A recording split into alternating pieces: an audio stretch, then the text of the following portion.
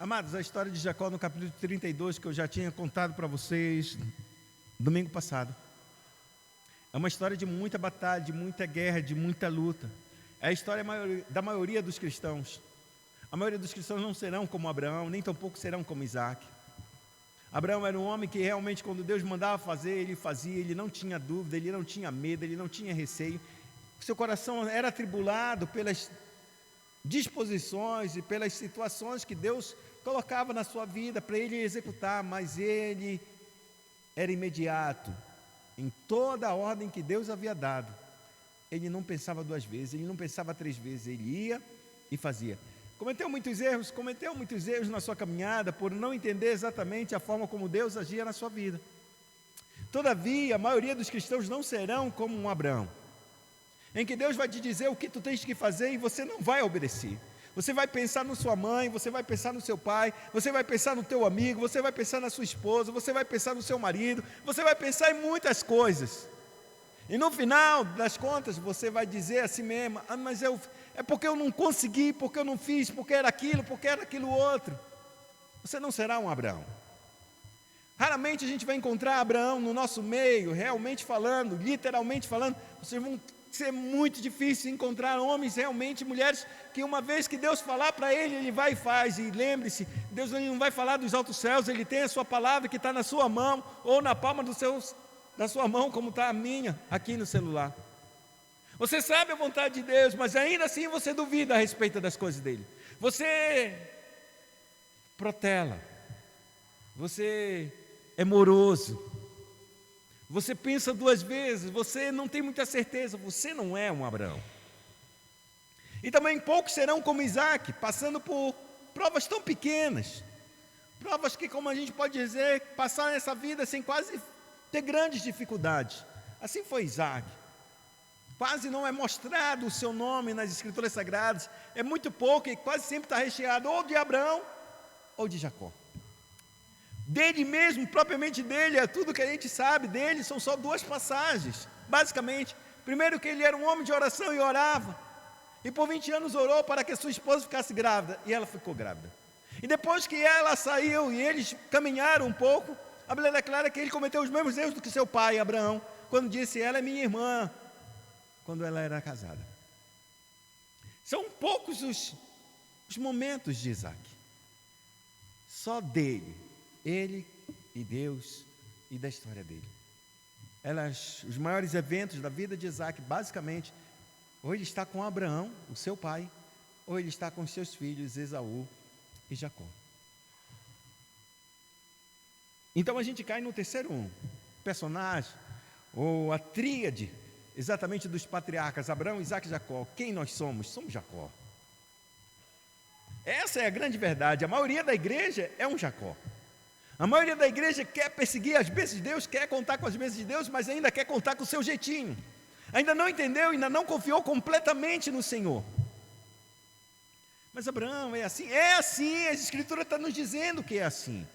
Você olha para a sua vida, você sabe que você está amadurecendo cada dia mais, mas quantas vezes você vacilou? Quantas vezes Deus disse, vai e você não foi? Quantas vezes estava a maior calmaria e agora era para ir e você não foi? Você tomou seus jeitos.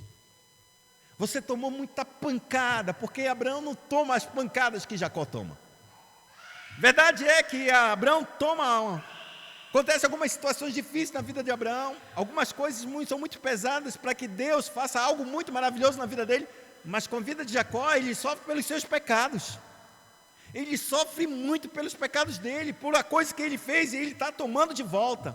A lei da semeadura, o que tu semeias, tu colhe.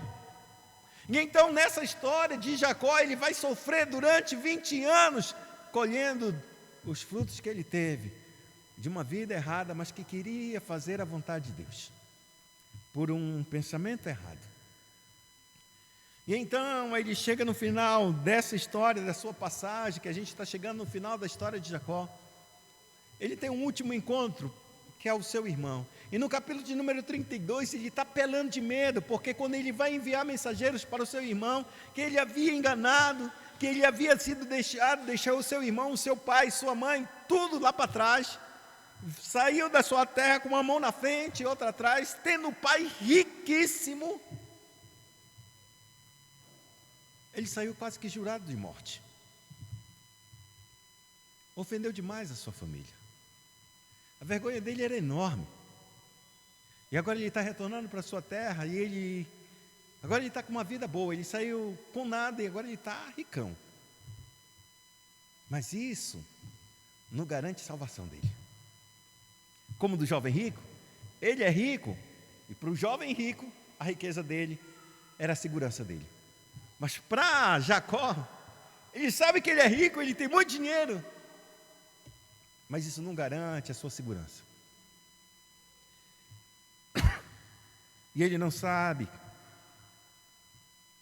como está o coração do seu irmão, porque tudo que ele queria agora era acertar as contas com seu irmão, e agora ele está voltando para casa. Então ele envia um mensageiro e diz: meu irmão, estou voltando para casa. Mas ele não diz meu irmão, ele diz: meu senhor, eis aqui o teu servo está voltando. Capítulo de número 32. Ele nunca trata o irmão dele como irmão, ele sempre trata ele como o senhor dele, e ele como seu servo. E nessa batalha que ele está caminhando, ele sabe de algumas coisas, e quando ele avisa para o seu irmão, e ele acha que de alguma forma, ele disse: não, eu vou te esperar aqui. Não.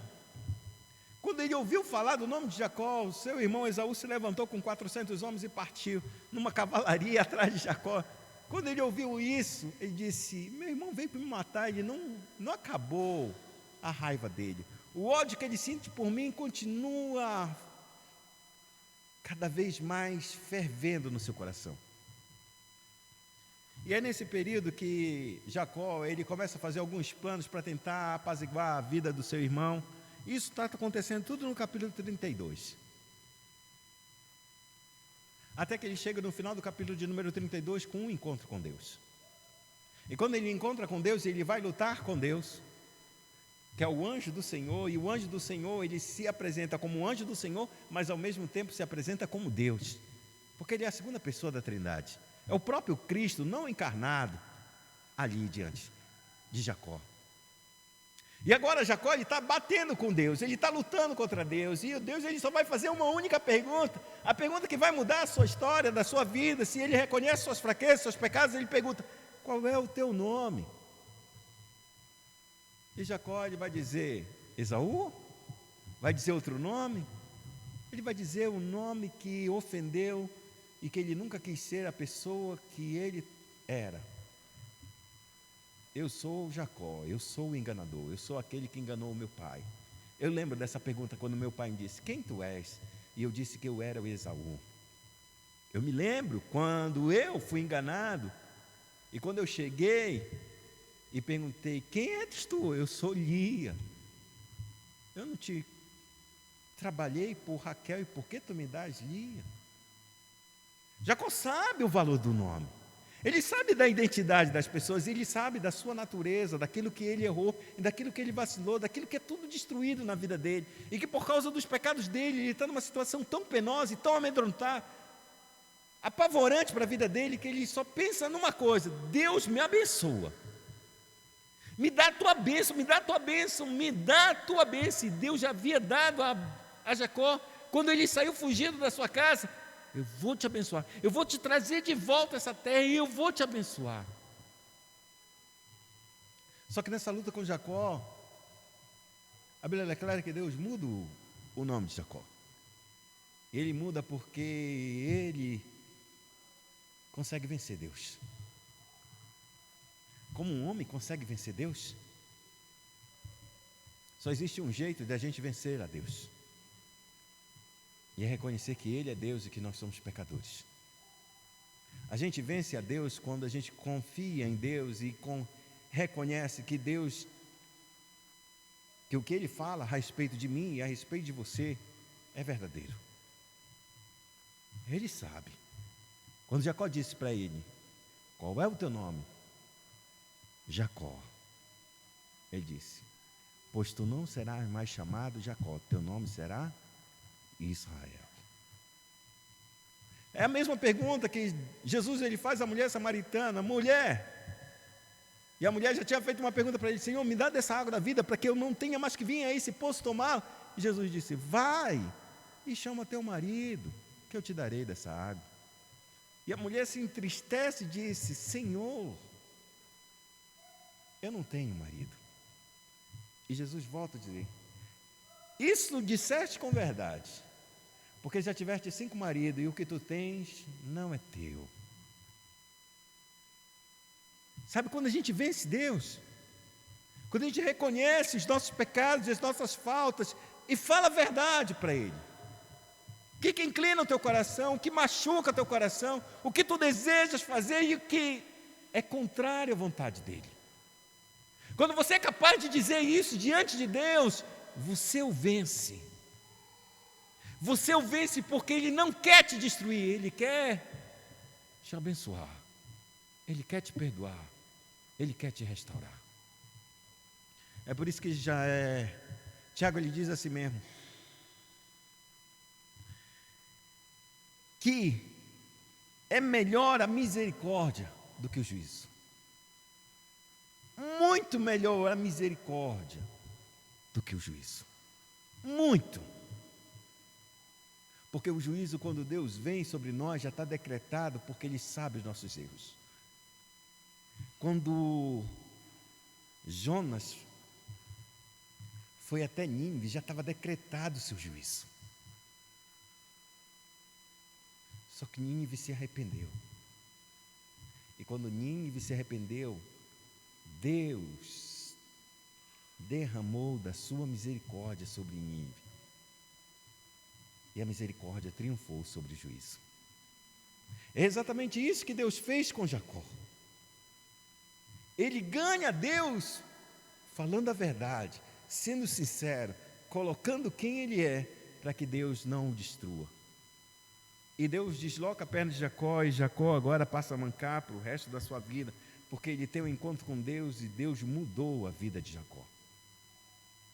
E quando a gente entra no capítulo de número 33, Jacó tem um plano armado. Ele separa a família dele em 3 grupos, ou 4 grupos, se a gente quiser, cada um com as mulheres que ele tem. Os primeiros grupos são as das 2 escravas, servas. Depois, o segundo grupo, se a gente pode dizer, ou o terceiro grupo, da mulher que ele era casado, a primeira, que era Lia, mas que ele não a amava. E por último, deixa a mulher que ele amava, Raquel, lá por último, com seus filhos.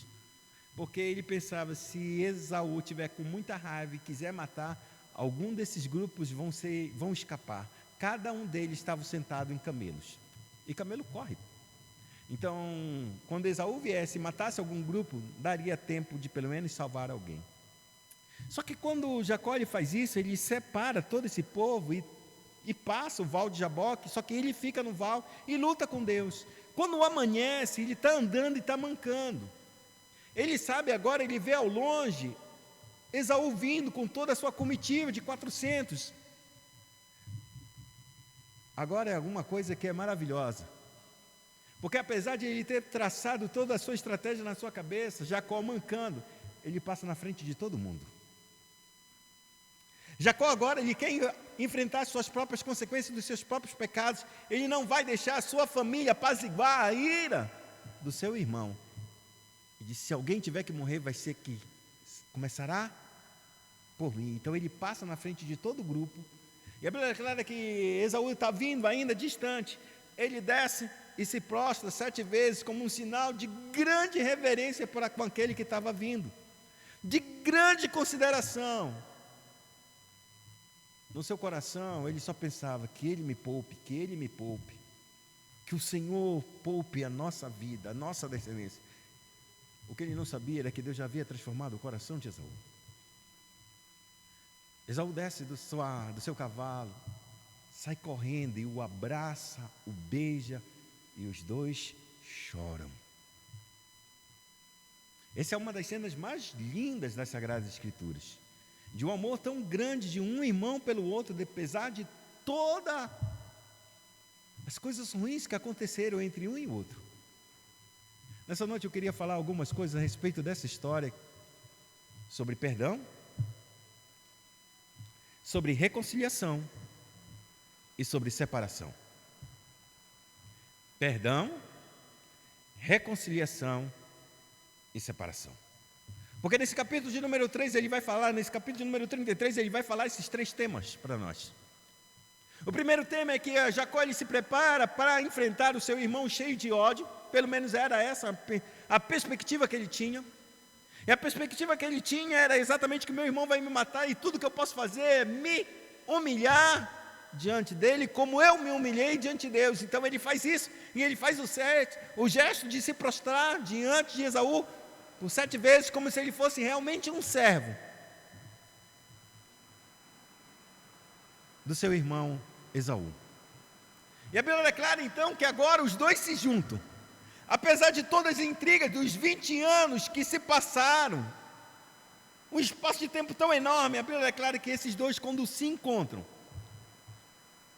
eles se encontram, se beijam, se abraçam e estão novamente unidos como família. O perdão faz isso conosco. O perdão faz com que o nosso coração, o perdão de Deus, faz isso com que o nosso coração se volte para aqueles que a gente feriu e para aqueles que nos feriram, para que nós venhamos andar junto novamente. Perdão não separa, perdão não divide, perdão une. Pois a Bíblia declara que Deus em Cristo nos perdoou e agora Ele nos deu o ministério da reconciliação, julgando nós que nós não devemos mais condenar este mundo, mas rogar a Deus, a este mundo, para que se reconcilie com Deus por meio de Cristo Jesus. Então a primeira coisa que a gente vê é que exatamente para que haja um encontro de perdão entre 2 irmãos, entre 2 pessoas, a gente tem que entender que a gente não pode ter um encontro, esse tipo de encontro, sem antes ter um encontro com Deus. Lembrei agora, minha janela da minha casa está toda aberta. Não contava com essa astúcia. Mas Deus é mágico, não é não? Mas tá bom. Tirando esse lápis de tempo agora. Mas é uma coisa que a gente tem que parar e pensar claramente. Se a gente quer realmente o perdão de alguma outra pessoa, a gente tem que aprender a reconhecer que essa pessoa é superior a nós. Se essa pessoa não for superior a nós, é impossível a gente chegar até essa pessoa e pedir perdão. Para que a gente faça isso, a gente tem que encontrar em Deus exatamente aquele que perdoou os nossos pecados quando Ele podia nos negar esse perdão. E quando Ele nos perdoou, a gente considera que esses nossos pecados são tão grandes e tão graves, que qualquer outro pecado que nós tenhamos cometido ou cometeram contra nós, são irrisórios, são como se fosse nada. É por isso que é necessário que a gente tenha primeiro um encontro com Deus, porque se a gente não tiver um encontro, a gente vai imaginar que o pecado das pessoas que fizeram contra nós é muito maior do que aquele pecado que Deus perdoou, que nós cometemos. Por isso nossa relação primeiro é com Deus e depois é com o homem. Pois muito bem, agora os dois estão abraçados, estão juntinhos, estão maravilhosos, a vida vai continuar, os dois unidos. Houve perdão, há uma reconciliação. Como é que eu sei que há uma reconciliação? Porque quando a gente se reconcilia com o outro, a gente só pensa no melhor do outro. E foi exatamente isso que Esaú pensou de Jacó. Jacó, eu vim aqui para te proteger, porque tu disseste que tu está vindo com a tua comitiva, e é uma comitiva muito rica, cheia de bens, e o caminho que você vai seguir é um caminho perigoso. Sabendo eu desse caminho, eu vim com o meu exército para servir de escolta a você. E aí a Bíblia é clara exatamente como é que eu sei que é de grande reconciliação, porque Jacó diz assim mesmo: meu Senhor. Quando Esaú pergunta para Jacó: que tipo de presente são esses que tu me trouxeste? É tanto presente, para que tudo isso? Eu sou tão rico. Fica contigo, tu vai ficar pobre de tanto presente que tu me deste. Negativo, o Senhor me deu muita fartura. Aceita o meu presente. Aceita, porque eu aceitei o teu presente. É como se eu visse o teu rosto, como se estivesse vendo o próprio semblante de Deus. Eu sei que aqueles que nos ofendem ou que nos fizeram ferir, quando a gente olha para o rosto dessa face dessa pessoa, tudo que a gente vê talvez, seja o diabo, seja Satanás, não é não? Aquela pessoa que me olhou, o riso que ela dá agora, será que ela está desdenhando de mim? Ela olha com outros olhos, mas aquele que foi perdoado por Deus e já reconheceu o perdão de Deus e já liberou o perdão de Deus, ele vai olhar para as pessoas que ele um dia feriu, que ele um dia machucou, e vai ver a mesma face de Deus, não vai ver mais o inimigo. Isso é reconciliação. Se você é capaz de perdoar e você não é capaz de se reconciliar com o teu irmão, é porque você ainda não viu Deus na face do teu inimigo, porque ele ainda é teu inimigo. Mas Jacó, ele viu o próprio semblante de Deus, o mesmo Deus que a noite passada, ele o viu e lutou com ele. É esse mesmo Deus que agora ele encontra com seu irmão e o abraça. Eu vi o semblante de Deus, eu não vi o diabo, eu não vi demônios, eu não vi ira, eu vi amor, compaixão e misericórdia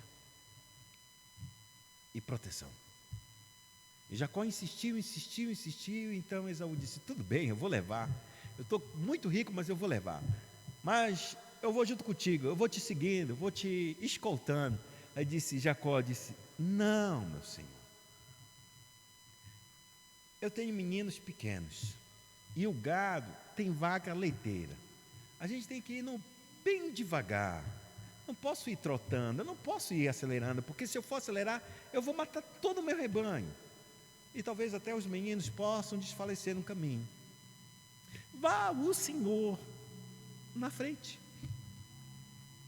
Esaú disse, tudo bem. É como se ele dissesse, eu tenho negócios para fazer em Seir mesmo, eu sou o dono daquela cidade, eu conquistei aquela cidade, eu tenho muitas funções, muitas coisas para me resolver, eu posso ir na frente, mas eu vou fazer o seguinte, eu vou, mas os meus homens vão ficar contigo, os meus 400 homens vão realmente te escoltar. Está vendo só como a reconciliação é verdadeira? A gente tenta proteger agora aquele que nos fizeram mal, a gente protege, a gente abençoa, a gente cuida. Só que Jacó disse, não, meu senhor, para que isso? Talvez você não entenda esse texto, mas Jacó e Esaú nunca mais vão se encontrar, até o dia do falecimento do seu pai. Jacó diz assim mesmo, não, vá o senhor na sua frente que eu vou te encontrar em Seir, na tua montanha. Só que Jacó está mentindo.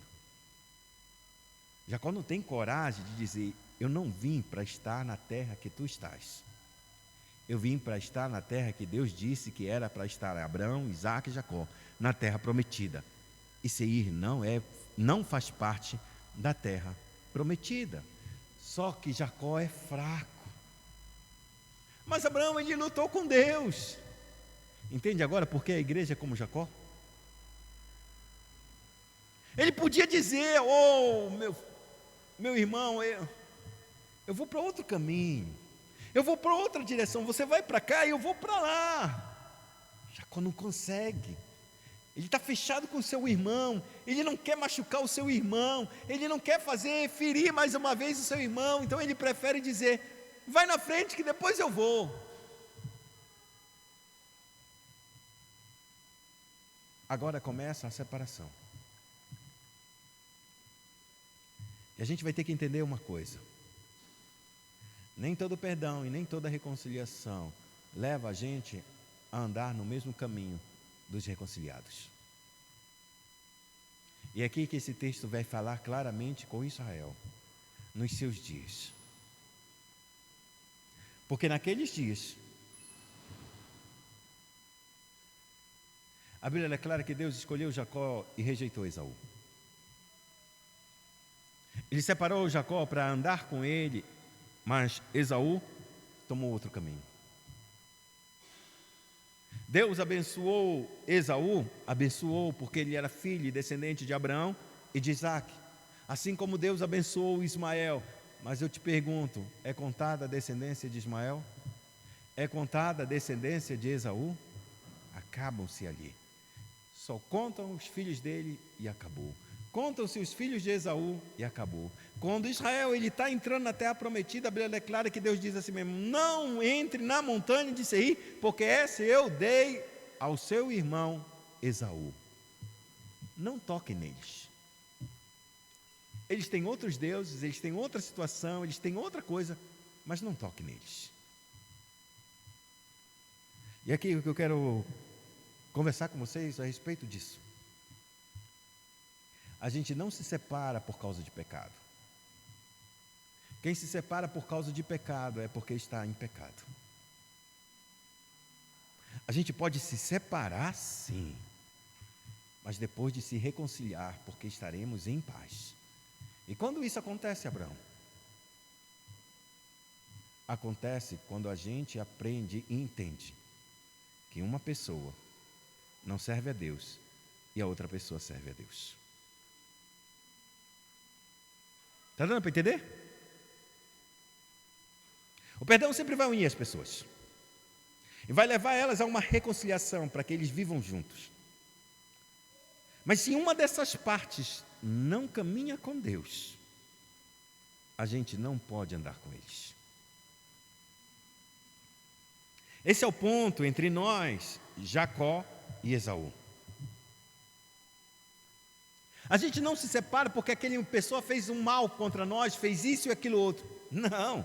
Você já está separado porque o pecado separou vocês quando ele permitiu que isso levantasse no teu coração ira e não conseguisse perdoar o teu irmão. Já está separado. Nunca haverá reconciliação até que haja o perdão.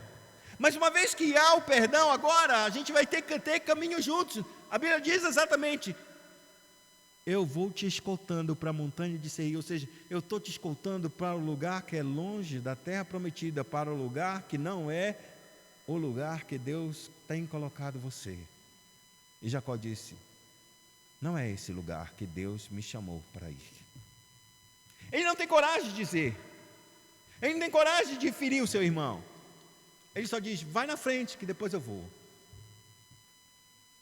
E a Bíblia declara que Esaú foi. E a Bíblia declara que Jacó toma um outro caminho. É nessa hora que há uma separação. A gente tem que entender com que tipo de pessoas a gente vai andar, amados. Porque com que tipo de pessoa que você vai andar, você faz uma aliança com ela. E fazer uma aliança com uma pessoa é andar nos mesmos caminhos que ela tem, andar sobre os mesmos princípios que essa pessoa tem. E se essa pessoa não é de Deus, eu sinto muito que o mesmo destino que essa pessoa terá, você vai ter também. É por isso que não se pode, dentro da casa do Senhor, dentro daqueles que caminham com o Senhor, contrair um matrimônio com alguém que não faz parte do reino. Ah, mas eu casei e minha esposa ou meu esposo está na igreja hoje. Isso é exceção, amado. A Bíblia não trabalha com exceção. Agora pergunta quantos casais que fizeram isso e permanecem. É só olhar para as Escrituras. É só olhar as Escrituras e ver. Aconteceu o que com Salomão? Aconteceu o que com ele? Aconteceu o que com Acabe? Olha para as Escrituras, não vai para o mundo lá fora não, não olha para dentro da igreja não, olha para as Escrituras, porque ela é o teu referencial. Casar sobre um jugo desigual é casar com alguém que não confia em Deus, que não tem os mesmos princípios da palavra. Quando você disser, a gente tem que viver desse jeito, ela vai dizer, não é desse jeito, por que tem que ser assim? Porque a Escritura diz. As Escrituras estão dizendo isso. É sobre isso que a gente vive. Por que eu tenho que pedir perdão se foi ele que me machucou? Porque a Escritura diz. Porque a Escritura diz. Quem vai pegar caminho de Seir vai para prazos muito rápidos. Falei uma vez, e volto a repetir. Talvez eu não tenha falado aqui, mas eu falei com um grupo de missionários que vieram para cá. E havia dentro desse grupo de missionários muito novos convertidos. E a palavra que eu vou dizer para eles disse: presta atenção, a igreja, ela caminha, nunca corre. A igreja nunca vai correr, a igreja caminha. É caminhando. A única coisa que corre é o Evangelho. É a mensagem do Evangelho, que ela se propaga muito rápido, muito rápido. Mas a igreja em si, ela caminha. Porque, Abraão, a igreja tem que caminhar. Porque a igreja, enquanto ela caminha, se alguém já trabalhou, já fez Cooper ou correu na sua vida, com um parceiro que está correndo do lado, pergunta se esse parceiro que está correndo junto com ela, consegue conversar pelo menos por 1 minuto. Mas você vai ver muitos parceiros andando na praça, caminhando, e quando estão caminhando, estão conversando. Nunca param de conversar, mesmo caminhando, e estão fazendo os exercícios. Sabe por quê? Porque dá tempo, você não perde fôlego. Você está correndo, você não tem oxigênio suficiente para conversar, porque na medida que você conversar, você não consegue respirar, e se você não consegue respirar, você não tem oxigênio para continuar correndo. Para, acabou. E se você correr muito mais rápido, como os atletas que correm 100 metros rasos, ou seja, os homens mais rápidos do mundo, que fazem abaixo de 10 segundos, os 100 metros, é um fôlego só, eles não respiram mais. Eles tomam um fôlego e correm tudo. Eles não têm 2 fôlegos, eles não puxam a respiração de novo, é só um, e acabou. A Bíblia diz que nós corremos uma maratona. A Bíblia diz que a gente anda, mas que a gente corre uma maratona. Significa dizer que maratona é a ideia de resistência, persistência. E a gente só persiste caminhando, continuando a caminhar. O Evangelho vai correr rápido, vai veloz, porque ele é a mensagem, mas a igreja é a riqueza dessa mensagem. É por isso que quando talvez o Augusto chegue em algum lugar e disse: ah, tu que é o Augusto? Estou sabendo. Não já aconteceu isso ou não, Augusto? Aconteceu algumas vezes. Por quê? Porque ele é um funcionário. Talvez porque ele é um músico, talvez porque ele era o presbítero da igreja. Em determinado local disse: ih, rapaz, eu já ouvi falar do Augusto, já ouvi falar do Lecide, já ouvi falar da Luzia, já ouvi falar do Severino, já ouvi falar, porque a mensagem vai, você nem foi, você está caminhando, você está fazendo. É isso que Jacó faz diferente de Esaú. Eu vou caminhando nos passos do menino, no passo do rebanho. Isso é a ideia de pastor, isso é a ideia de um rebanho, isso é a ideia de caminhar juntos. Esaú disse: vai, eu vou sozinho. O bando vai, foi embora. Essa é a separação da igreja com o mundo. O mundo nunca vai caminhar com a igreja. Se o mundo caminhar com a igreja, ou a igreja caminhar com o mundo, pode ter certeza que não é mais a igreja, mas é o mundo. Tem cara de igreja, roupa de igreja, fala de igreja, tem templo de igreja, mas é o mundo. Porque ela correu na mesma ideia deste mundo. É por isso que a gente vê em determinados púlpitos MMA para atrair pessoas, vê luzes negras na igreja, como se fosse uma discoteca, uma boate para atrair os jovens. Esqueci teu nome, o nome do filho do Tiago, mas é teu nome mesmo? Mais uma vez? Cauã. Eu falei para o Valeriano que era Cauã, falou a verdade para mim. O que tem para te atrair aqui, Cauã?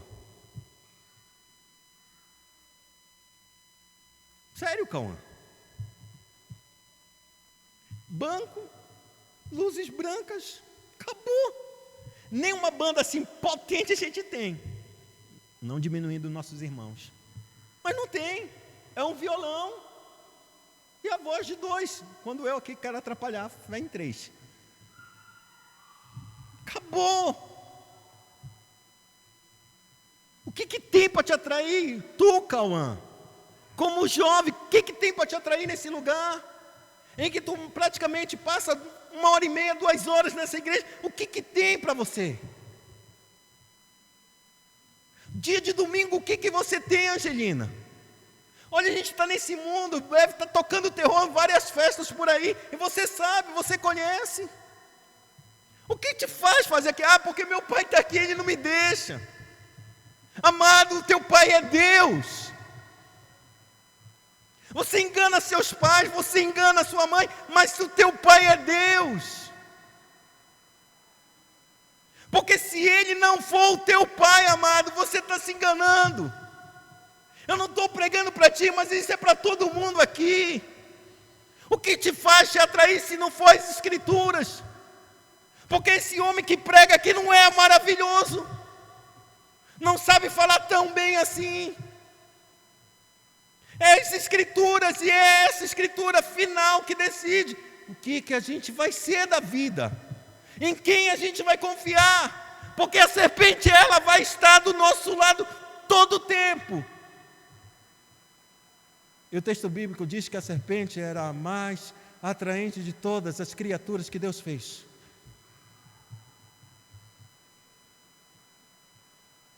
E o diabo pegou a coisa mais atraente que Deus criou, para que por meio dela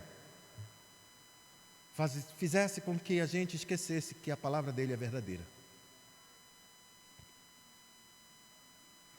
Não é isso que ele faz com esse mundo? Quantas luzes, quanto brilho, quanta glória que há nesse mundo, de todas as formas. Se a gente estivesse na década de 50, 60, e olhasse para um jogador de futebol, o que a gente pensava? Eu disse, eu nunca quero ser um jogador de futebol, não. Vai passar fome. Naquela época, só o Pelé praticamente se salvou. O resto tudo era pobre, velho. Ninguém queria esse espetáculo. Gostava de assistir, mas ninguém queria ser um. Se ia, era com coração, era com alma. O povo tem coração, tem alma para o futebol. Agora olha para o espetáculo de hoje, meninos com 14 anos, com 7 anos de idade, já está sendo contratado lá fora. Olha o glamour disso. Sabe por que eu estou dizendo isso? Porque esse é o brilho deste mundo. Se esse brilho vier para dentro da nossa igreja, aqui, nós não somos mais igreja. Dizemos que somos igreja, mas trabalhamos sobre princípios do mundo. É isso que faz com que a gente se separe, porque esse é caminho de se ir, é o caminho que a terra será destruída. Mas o caminho de Deus faz com que a gente caminhe junto conosco. A nossa força está em a gente estar junto um com o outro, sabendo que Deus vai cuidar da gente e que Deus tem o melhor para nós. E se esse melhor não acontecer nessa terra, saiba ao certo que nós não iremos procurar as riquezas e as belezas deste mundo que está aí. É nisso que a gente defende. O que é mais importante na igreja é a pregação da sua palavra. É Deus falando, porque ela é a verdade. Você não precisa acreditar em mim. Creia nela, leia ela, confia nela e caminhe por ela. Porque se alguém te deixar, saiba de certo, deixará a palavra. Não está deixando você, está deixando Deus primeiramente e sua palavra. É disso que se trata a igreja. É disso que se trata a igreja. Aqueles que vão caminhar sobre a palavra e aqueles que não vão caminhar sobre a palavra. Aqueles que vão se enganar, ainda que estejam aqui todos os domingos. Mas Deus é mais. E nós, como igreja, nós oramos para que nossos olhos realmente sejam iluminados e não seja Satanás a cegar o nosso entendimento com o brilho dos olhos ou com o brilho das luzes e glórias deste mundo. Pois o mundo passa e toda a sua concupiscência, mas aquele que faz a vontade de Deus, esse vai permanecer para sempre. É isso que termina essa passagem. Na nossa vida, amados, a gente vai enfrentar essas 3 coisas. Enfrentaremos os erros dos nossos pecados, E por isso, passaremos pelo perdão, entraremos na reconciliação. Mas muitas vezes iremos para caminhos separados, não como inimigos, mas como irmãos. E que só saberemos e nos uniremos novamente no último dia, porque o nosso Pai morreu. E é exatamente nesse dia em que Cristo volta. Nesse dia todos irão estar aqui, um à direita e outro à esquerda. Um será bode e outro será ovelha. Todos estaremos diante do nosso Pai, que deu o seu Filho para morrer em nosso lugar. Que Deus em Cristo nos abençoe. Incline sua cabeça e oremos ao Senhor.